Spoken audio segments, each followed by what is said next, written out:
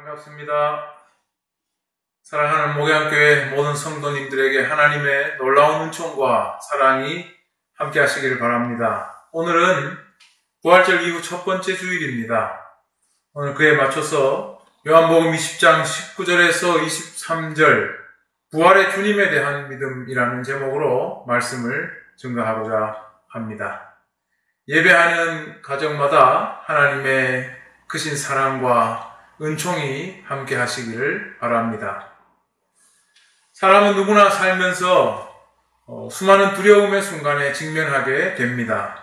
그런데 사람이나 동물이나 두려울 땐 하나같이 꽁무니를 슬슬 빼고 뒤로 물러나는 것이 일반적인 특징입니다. 어떻게든지 자기 자신을 가려서 안 보이게 하려는 것입니다.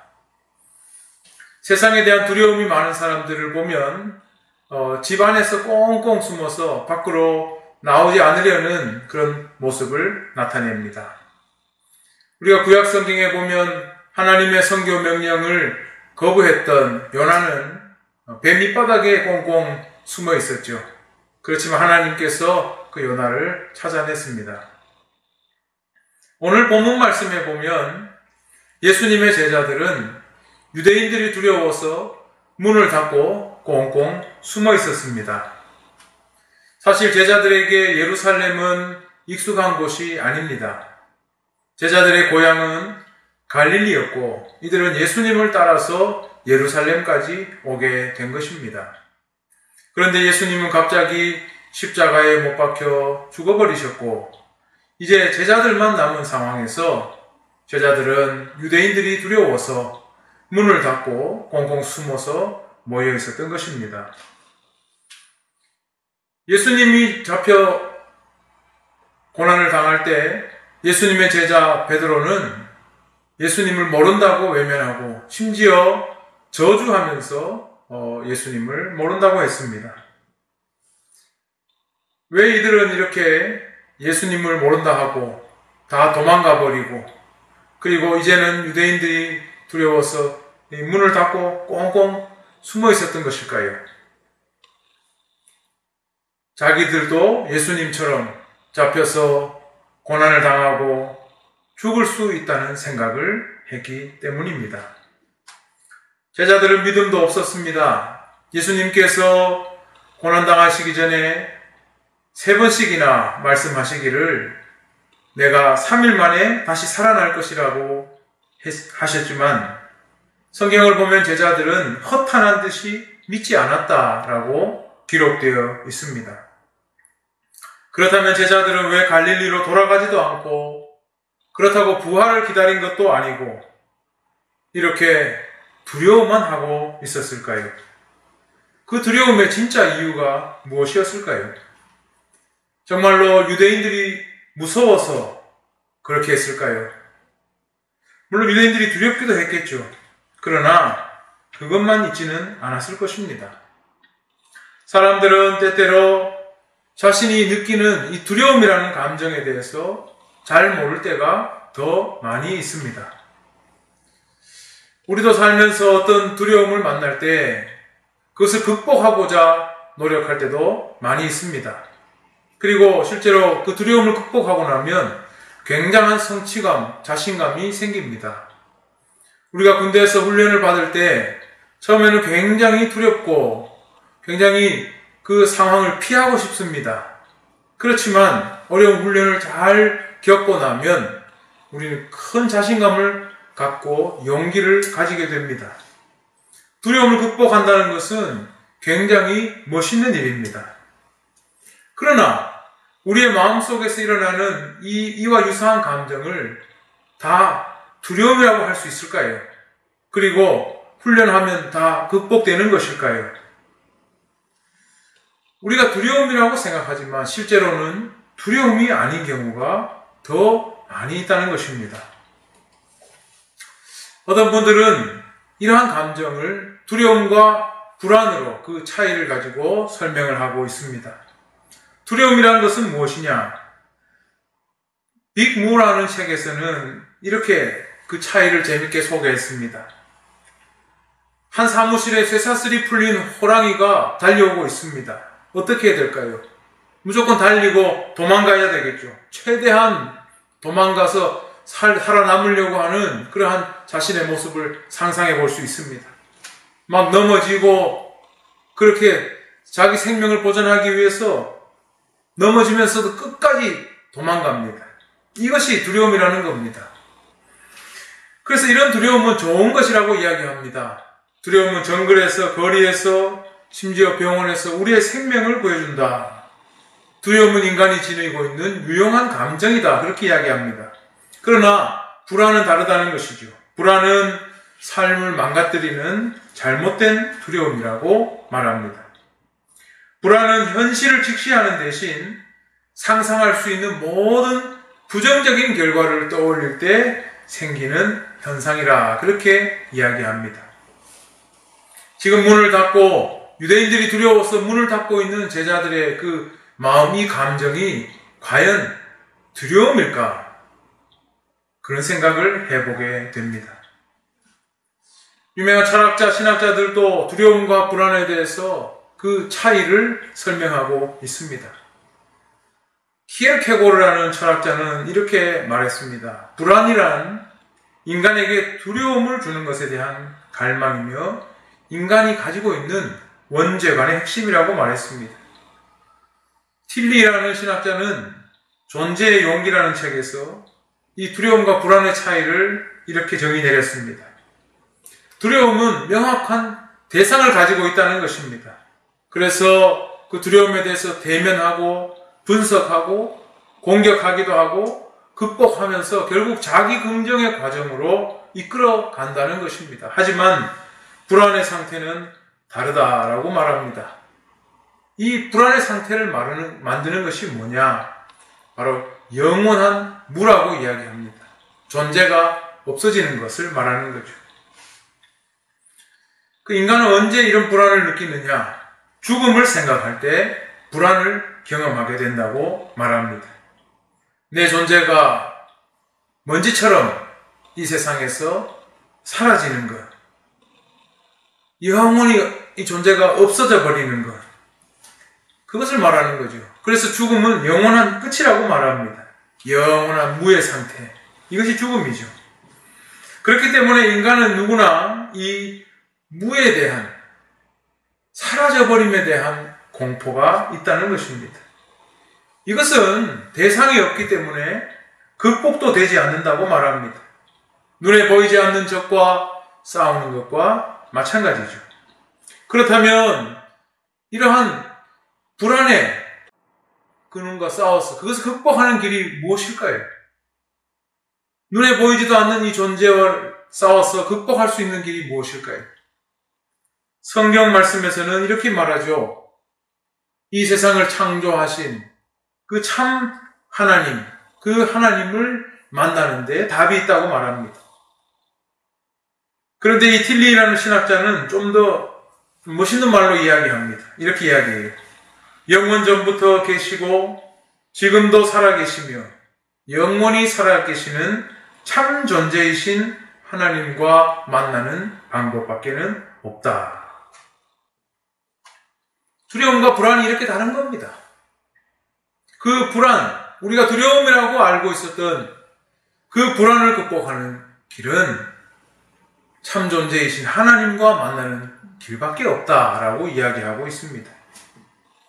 그러면서 불안에 대한 세 가지 유형을 소개하는데 죽음의 불안, 무의미함의 불안, 정죄의 불안을 소개하고 있습니다. 오늘 이 본문에 나오는 제자들은 유대인들을 두려워해서 문을 닫고 숨어 있었다고 나오지만 실상 그들이 느꼈던 그 감정은 단순한 두려움이 아니었다고 볼 수 있습니다. 그들은 근원적인 불안감에 사로잡혀 있었다고 볼 수가 있습니다. 틸리가 제시한 세 가지 유형에 맞추어 보면 그들은 첫 번째, 죽음에 대한 불안이 있었던 것이죠. 자기들 스승 그 위대한 예수도 죽였는데 제자들이라고 무사할 수 있을까요? 우리도 잡히면 죽을 수 있다라는 죽음에 대한 불안이 있는 겁니다. 두 번째로 제자들에게는 무의미함의 불안이 있습니다. 그들이 3년간이나 예수 그리스도를 따라다니면서 뭔가 세상에서 대단한 권세와 명예를 얻을 줄 알았는데, 그런데 그 결말이 어떻습니까? 스승은 비참히 죽고 자기들의 안정도 보장받지 못하는 신세가 되었습니다. 무의미해졌습니다. 모든 것이 무의미해지는 그 불안감이 제자들에게 있습니다. 그리고 마지막으로 그들에게는 죄의식의 불안이 있습니다. 정죄의 불안이 있습니다. 그들은 예수님께서 군병들에게 잡혀갈 때 다 예수님을 버리고 도망쳤습니다.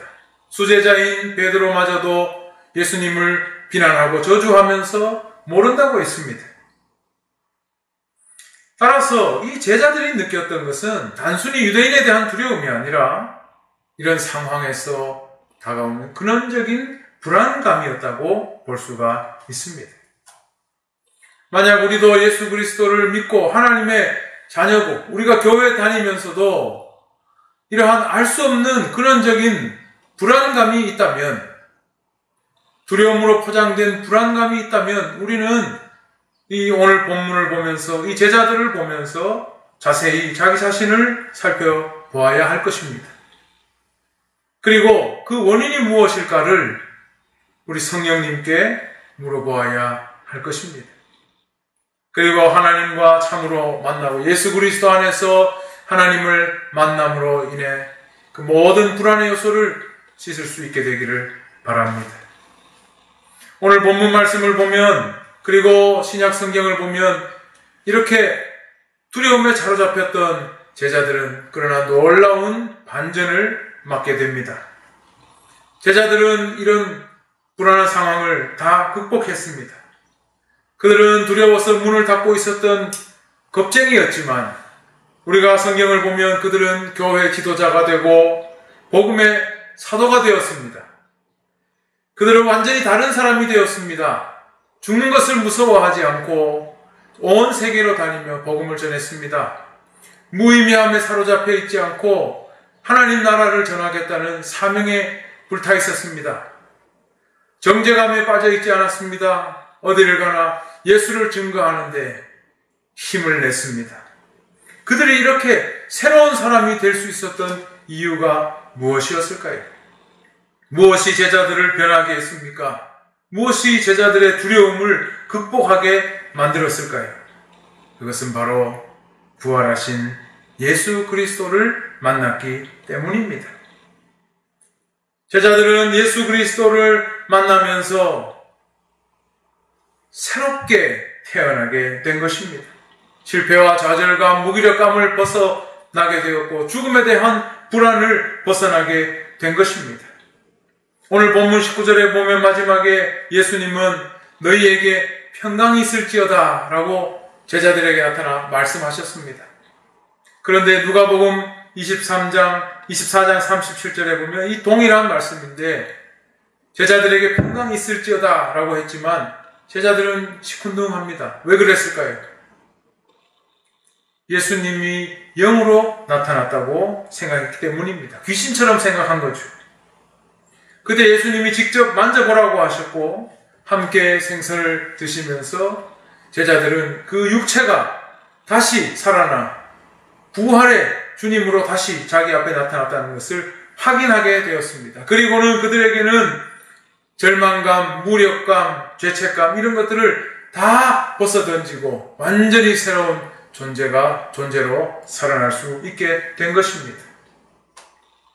그들은 예수님을 배신하고 저버렸고 무기력함에 빠져 있었지만 부활하신 주님을 만나면서 완전히 새로운 사람이 된 것입니다. 왜 그랬을까요? 그들에게는 새로운 기회가 주어졌기 때문입니다. 두 번째 기회가 주어졌기 때문입니다. 예수님께서 다시 살아나심으로 인해서 자기들이 믿지 않았지만 이분이 진짜 하나님이었다는 것을 그들은 발견하게 된 것입니다. 그동안 예수님의 말씀 3일 만에 살아나리라는 말씀을 믿지 않았지만 믿지 못해서 죽음에 대한 불안이 있었고 또 죄책감에 대한 불안 또 무기력함에 대한 그 불안이 있었지만 예수님의 제자들이 부활한 이 주님을 만나고 난 후에는 바로 그분이 하나님이라는 것을 발견하게 된 것입니다.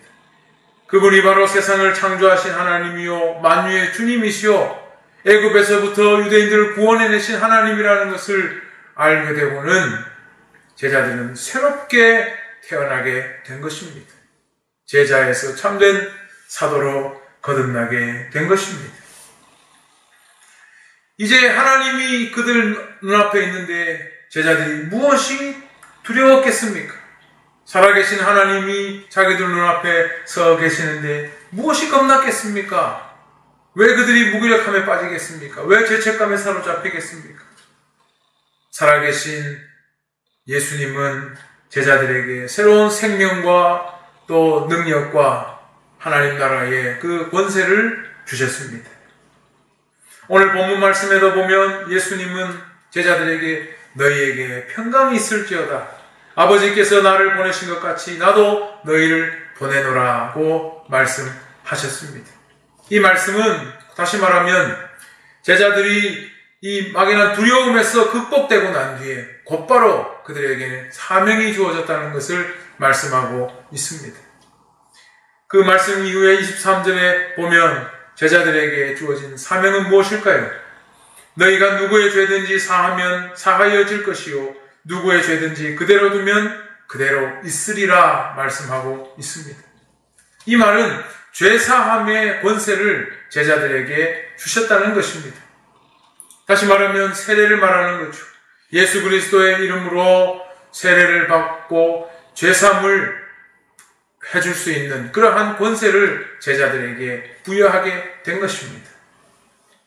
예수님의 제자들은 살아나신 예수님을 육체로 다시 만남으로써 그들이 완전히 새롭게 그 불안에서 깨어나 거듭난 인생을 살게 되었고, 그리고 그들에게 사명이 주어졌다면 이후에 이제 사람들에게는 예수의 이름으로 받는 이 죄사함의 세례를 통하여서 그러한 참된 존재가 되고 능력을 받게 된다는 것을 말씀하고 있는 것입니다. 이제 예수님의 제자들을 통하여서 이 세상 모든 사람에게 부활의 주님을 만나고 그래서 불안에서 극복되고 새로운 사명감을 가지고 죄책감을 벗어나 하나님 나라를 전파할 수 있는 그러한 축복과 은혜를 주신다는 것을 오늘 이 말씀은 보여주고 있습니다. 그런데 오늘 우리가 읽지 않았지만 후대의 사람들, 예수 그리스도를 제자들처럼 직접 보지 못한 사람들은 그럼 어떻게 그 부활의 주님을 정말 굳게 믿을 수 있을까요? 많은 사람들은 제자들과 같은 경험을 하지 못했습니다. 제자들은 직접 살아계신 예수님을 만났지만 그렇지 않은 사람들도 있습니다. 바로 그런 사람들에게 주시는 말씀이 바로 이 도마의 경험이죠. 우리가 오늘 읽지 않았지만 도마는 예수님이 부활하여 다시 오셨을 때 그 자리에 있지 않았습니다. 그래서 부활하신 것을 믿지 못했습니다. 그런데 예수님은 도마에게 말씀하셨습니다. 뭐라고 하셨습니까? 20장 29절에서 이렇게 말씀하셨죠. 너는 나를 본 거로 믿느냐? 보지 못하고 믿는 자들은 복되도다. 다른 제자들처럼 직접 보지 못해서 나는 만져보기 전에는 믿지 못하겠다고 했지만 예수님은 그런 도마에게 나타나셔서 다 보여주시고 만져보라 하시고 그리고 마지막에 하신 말씀이 보지 못하고 믿는 자들은 복되다라고 하셨습니다. 우리는 예수님의 제자들처럼 부활하신 주님을 직접 만져볼 수 없습니다. 예수님과 직접 생활해 본 적도 없습니다. 그럼 우리는 어떻게 믿게 될까요? 예수님의 제자들을 통해 주어진 그 죄사함의 세례를 통하여서 우리는 부활하신 주님을 만나게 됩니다. 그리고 그 부활의 주님의 능력을 우리가 덧입고 우리는 우리가 알 수 없었던 그 두려움과 그 불안의 근원적인 요소에서 해방되고 하나님의 자녀로 살아갈 수 있게 되는 것입니다. 예수님은 말씀하십니다. 꼭 만져야만 더 정확히 주님을 알 수 있는 것이 아니라고. 보지 못하고 믿는 자들이 더 복되다고 예수님은 말씀하고 계십니다.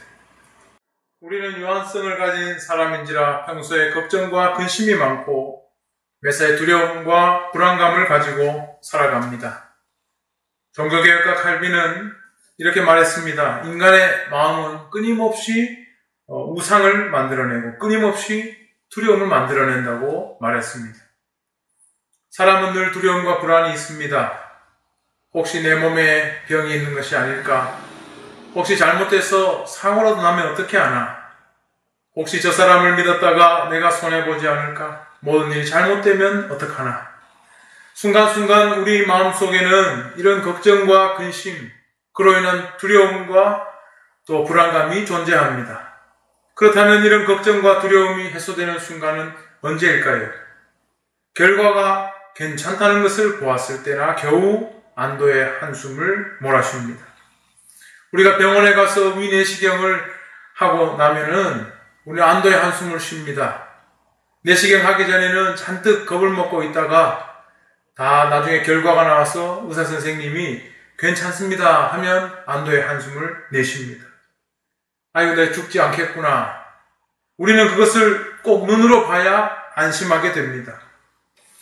이것이 너무나 당연한 인간의 속성이겠지만 하나님을 믿는 사람도 평생을 이런 두려움에서 벗어나지 못하고 살아간다면 우리가 가진 믿음은 대체 무엇일까요? 모든 결과를 보고 나서야 안도의 한숨을 쉬면서 하나님 감사합니다 라고 말한다면 그 믿음은 과연 무엇이고 거기에는 대체 무슨 능력이 있을까요? 우리는 믿음을 생각할 때 예수님 말씀을 기억해야 합니다.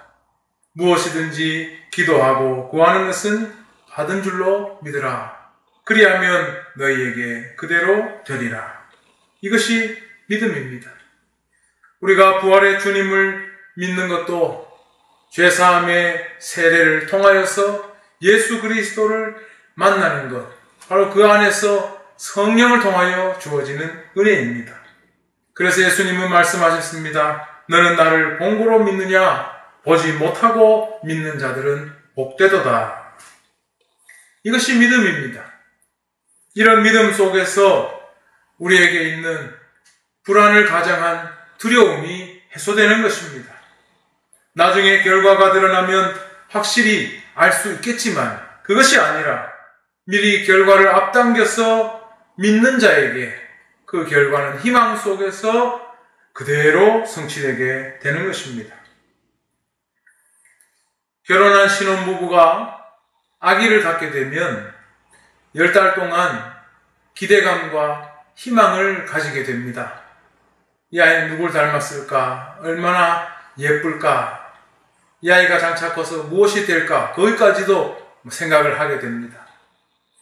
그 순간은 참으로 아름다운 순간이고 그 10달은 참 행복한 시간이 되어야 합니다. 그런데 만약 이 아이를 갖고 있으면서도 우리가 걱정과 염려만 한다면 어떻게 될까요? 이 아이가 잘못되면 어떡하나? 이 아이가 태어날 환경이 좋지 못하면 어떨까나?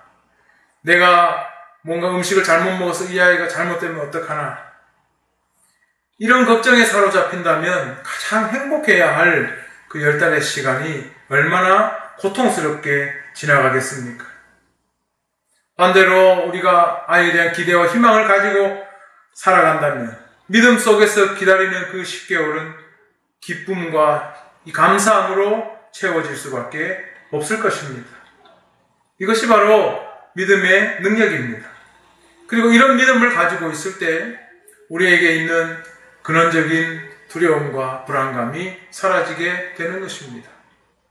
우리가 부활한 주님을 만났을 때 살아계신 하나님이 우리의 모든 인생을 주관하고 계신다고 우리가 믿을 때 그분이 우리의 인생의 처음과 나중까지도 다 계획하고 인도하고 계신다는 것을 믿게 될 때 우리의 지금의 인생도 행복함과 기쁨과 감사함으로 채워질 수 있게 되는 것입니다. 만약 그렇지 않고 살아계신 하나님을 만나지 못하고 그분이 나의 인생을 선하게 인도하신다는 것을 전혀 생각하지 못한다면 우리의 인생은 고난의 인생, 괴로움의 인생, 나중일에 대한 염려와 불안에 사로잡혀서 아무것도 할 수 없는 인생이 되고 말 것입니다. 오늘날 교회 다니는 사람들이 많습니다. 그러나 그 믿음이 공허하고 피상적인 사람들도 많습니다. 그냥 막연하게 하나님을 믿는다는 사람들이 많습니다. 보험 하나 들어놓는 것처럼 그렇게 교회 다니는 사람들도 많이 있습니다. 그렇게 교회 다니면 결국 우리의 마음에서 일어나는 그러한 불안을 가장한 두려움이 사라지지 않습니다. 그렇게 보험처럼 들어놓은 신앙에는 두려움과 불안을 극복하는 능력이 없습니다. 어떤 믿음이어야 합니까?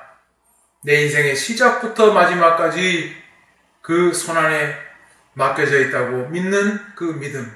그렇기 때문에 지금 내가 살아가는 이 삶을 감사로 채울 수 있는 그 믿음이어야만 우리의 두려움과 불안이 극복되는 것입니다. 부활하신 예수 그리스도는 우리의 삶 중간에 들어오신 하나님의 청사진입니다. 우리가 나중에 어떻게 될지, 우리의 나중에 먼 미래가 어떻게 될지를 미리 보여주신 것이 바로 부활하신 예수님의 모습입니다. 나중에 우리도 그 예수님처럼 될 것입니다. 우리 인생이 하나님과 함께 시작되었듯이 우리가 생각하는 마지막 그 죽음도 하나님 안에 있습니다. 그 영원한 생명 안에 우리가 있는 것입니다. 그 모습을 부활하신 예수 그리스도를 통해서 미리 보게 된 것입니다. 이것이 바로 기독교 신앙입니다.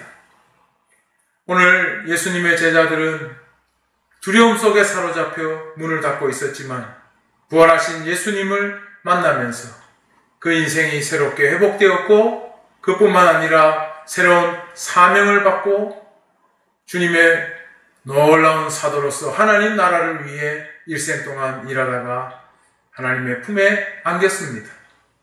우리가 부활하신 주님을 만나서 이와 같이 예수님의 제자들처럼 이 놀라운 은혜와 능력과 권세를 힘입게 되기를 바랍니다. 두려움과 불안에 사로잡혀서 살아가는 것이 아니라 우리의 모든 것을 우리 주님께 다 맡겨놓고 그 믿음을 가지고 여러분의 삶에 감사하고 행복해하며 그뿐만 아니라 하나님 나라를 위해서 참된 제자요, 참된 사도요, 그리고 참된 하나님 나라의 종으로서 살아갈 수 있기를 우리 주님의 이름으로 축복합니다. 기도하겠습니다. 아버지 하나님, 은혜를 감사합니다. 하나님의 놀라운 사랑과 선하신 인도하심으로 늘 우리 성도들을 지켜주시기를 간절히 기도합니다. 이 코로나가 속히 종식되게 하여 주시옵시고 불안과 위기 가운데서만 잊지 않게 하시고 새로운 희망을 보게 하시고 부활하신 주님이 우리에게 주신 놀라운 사명과 또 그 능력을 체험하는 삶이 되게 하여 주시옵소서. 이 기회를 통하여서 우리의 믿음을 돌아보게 하시고 주님께 예배하는 귀한 순간들을 우리가 기억하게 하여 주시옵시고 우리가 다시 만나서 함께 예배할 때까지 우리의 각자의 믿음의 삶으로 하나님께 영광 돌릴 수 있도록 인도하여 주시옵소서. 가정가정마다 크신 은혜와 축복을 다하시기를 원하며 예수님 이름으로 기도드립니다. 아멘.